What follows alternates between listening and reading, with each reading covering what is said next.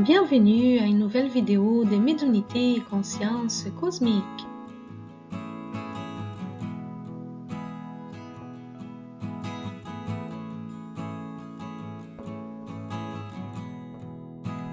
La peur est un sentiment qui est très présent dans nos vies et qui limite beaucoup le développement de notre conscience.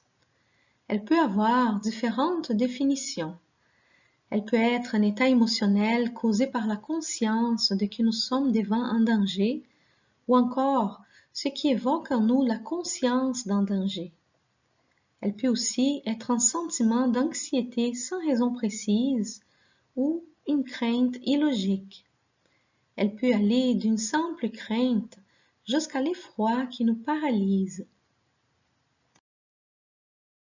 La peur occasionne en nous une réponse biologique. Des hormones de stress sont libérées comme l'adrénaline et le cortisol. Ceci est bien lorsque nous sommes en danger réel, car ça nous permet de réagir avec force et à temps pour défendre notre intégrité.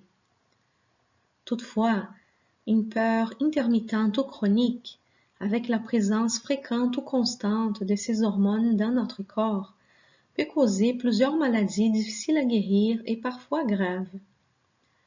Comme notre pensée est créatrice, la peur peut aussi créer des situations où nous croyons tellement fort que quelque chose est mauvaise que, même si celle-ci ne l'est pas, elle finit par nous causer du mal. Ceci arrive très souvent en ce qui concerne les maladies physiques. La peur peut alors devenir elle-même un danger. La peur est présente dans nos vies depuis un très jeune âge. Lorsque nous sommes petits, nous avons peur du noir, des personnes inconnues, des fantômes, des sorcières et autres choses du même genre.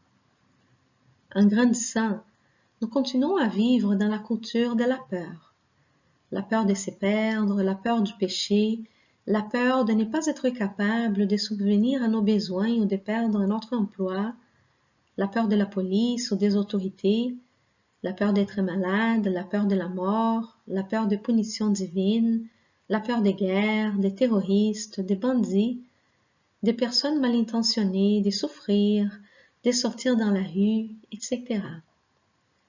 Un enfant qui a peur devient obéissant et incapable d'imposer sa volonté. Alors la peur limite son potentiel. Dans la vie adulte, plus nous avons peur, plus nous sommes facilement manipulables. Où la peur est présente, il n'y a pas d'espace pour la connaissance, la sagesse et la conscience. La peur a aussi son origine dans les expériences traumatiques de notre vie, surtout à l'enfance, mais aussi dans les expériences que nous vivons tout au long de notre vie. Les traumas est une expérience qui joue en profondeur avec nos émotions. Les réponses naturelles au trauma sont la fuite, les combats, les figements ou prendre soin des autres de façon exagérée. Chaque fois que nous sommes face à des éléments déclencheurs des traumas vécus, qui ont tendance à apparaître tout au long de nos vies, nous revivons ces traumas dans nos émotions, ce qui fait en sorte que nous vivons continuellement dans un état de réponse au trauma, selon les types de réponses à laquelle nous nous sommes conditionnés et qui nous pensons qui font partie de notre personnalité. Généralement, nous essayons aussi d'éviter de sentir les traumas, ce qui cause de l'anxiété, de la dépression et un vide existentiel. Selon des études, les émotions originelles occasionnées par un trauma durent seulement pendant 90 secondes. Mais normalement, nous avons l'impression de ressentir un trauma bien plus longtemps que ceci, parce que nous revivons sans cesse les traumas dans notre esprit. Pour pouvoir guérir, nous devons d'abord reconnaître les débalancements émotionnels que nous vivons lors d'un trauma ou lors du déclenchement du souvenir d'un trauma, avec des effets aussi sur notre corps. Normalement, nous ne reconnaissons pas ces symptômes car nous sommes habitués à les sentir. Il est important aussi de se rendre compte qu'une situation de trauma n'est pas une situation normale pour pouvoir consciemment revenir vers l'équilibre. Nous avons besoin ensuite d'identifier comment nous réagissons quand nous faisons l'expérience d'un trauma. La fuite, les combats, les figements ou prendre soin des autres. Nous rendre compte aussi de ces comportements peut nous aider à identifier qu'on est en train de vivre une situation traumatique ou de la revivre. Ensuite, identifier quel est le sentiment dominant à ces moments. Par exemple, la tristesse, la honte, la rage, la frustration, la vulnérabilité ou la déception, entre autres. Ceci étant fait, nous devons amener les sentiments à la conscience, nommant en voix haute ce que nous ressentons. Ceci nous permet de devenir observateurs de nous-mêmes plutôt que de nous laisser envahir par les tourbillons d'émotions. Une fois les sentiments nommés, nous les laissons partir, ce qui nous aide à dépasser les 90 secondes du trauma sans s'y attacher et sans les répéter sans cesse, ainsi comme à trouver des solutions. Ceci n'est pas évident à faire au début, mais avec la pratique, nous arriverons à avoir le contrôle de notre système nerveux pour revenir à un état d'équilibre. Il est important aussi de ne discuter avec d'autres personnes à propos du trauma que quand nous sommes revenus en équilibre. Autrement, on aurait de la difficulté à se débarrasser des sentiments qui en découlent. Et n'en discuter qu'ici et lorsqu'il est nécessaire pour ne pas donner plus de force au trauma. Certaines actions physiques aident à enlever les toxines de notre corps qui ont été produites lorsque nous avons vécu ou rappelé un trauma ou encore eu un sentiment de peur. Nous pouvons bouger, faire des exercices, prendre une douche ou laver les mains. Être souvent en contact avec la nature aide beaucoup aussi. Pour devenir conscients, nous avons besoin de nous guérir de nos traumas, car ceux-ci empêchent ou limitent de façon importante l'acquisition des connaissances ou la compréhension de celles-ci. Et pour réussir à développer nos habiletés psychiques, nous avons besoin d'abord de développer nos habiletés émotionnelles. Être capable d'identifier l'émotion que nous ressentons nous amène de la sécurité. Nommer nos sentiments permet que la vérité qui est en nous soit exprimée, ce qui nous guérit. Si nous exprimons nos sentiments aux autres, ceci guérit aussi nos relations, puisque nous ouvrons un canal à travers lequel les autres peuvent aussi s'exprimer. Et ainsi, nous créons des situations harmonieuses où nous pouvons être accueillis et où les autres sont aussi accueillis. En étant capables de faire ce travail, nous apprenons à nous protéger lorsque nécessaire. Et alors nous pouvons choisir d'être vulnérables et d'accepter des risques, ce qui est essentiel à l'apprentissage.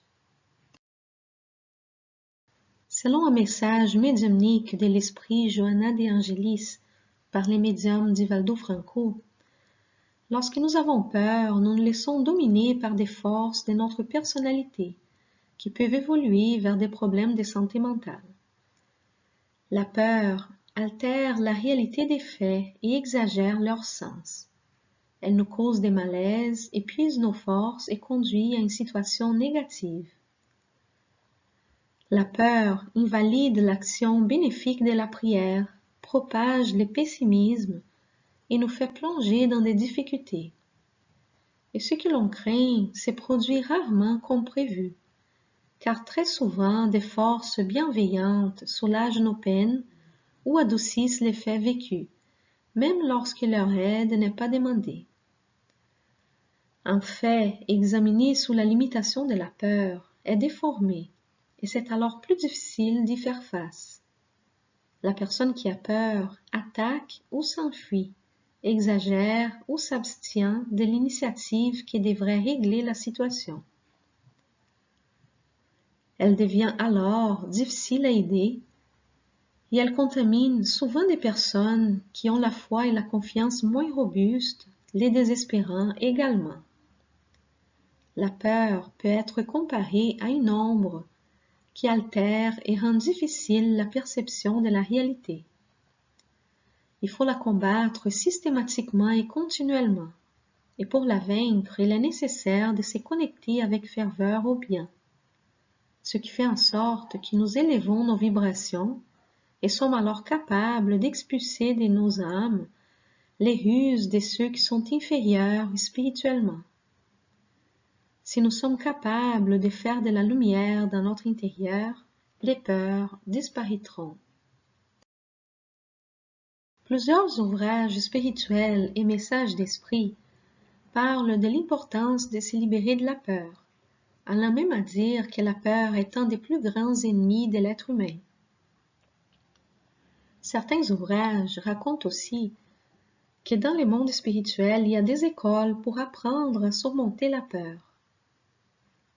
Platon disait qu'on peut comprendre un enfant qui a peur du noir, mais que le vrai drame de la vie est quand les hommes ont peur de la lumière.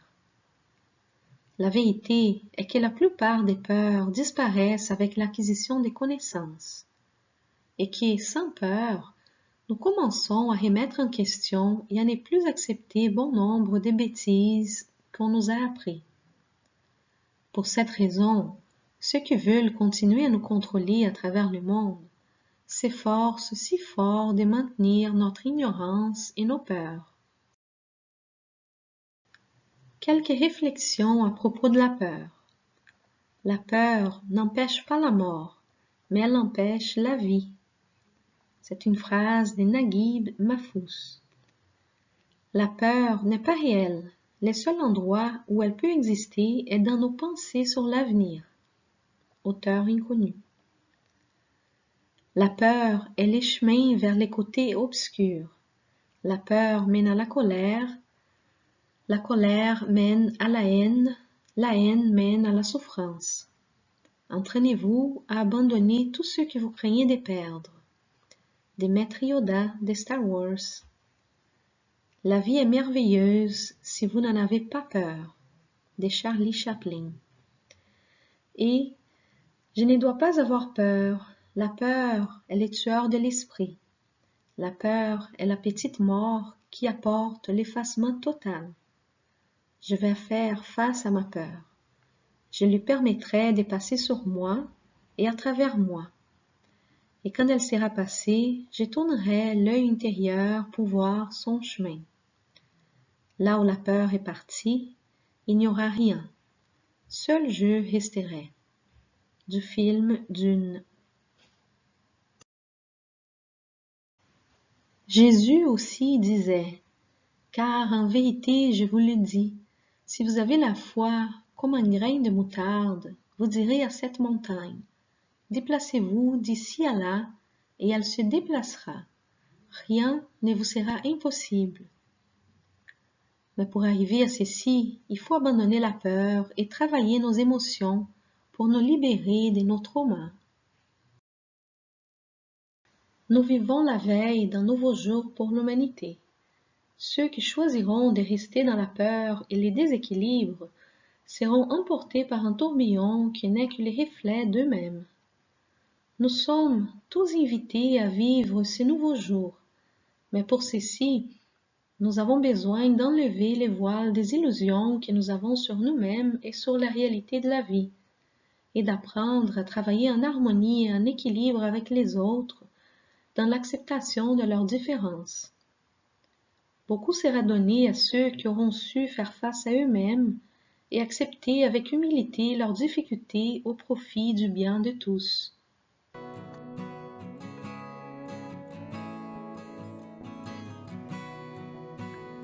J'espère que vous avez aimé cette vidéo.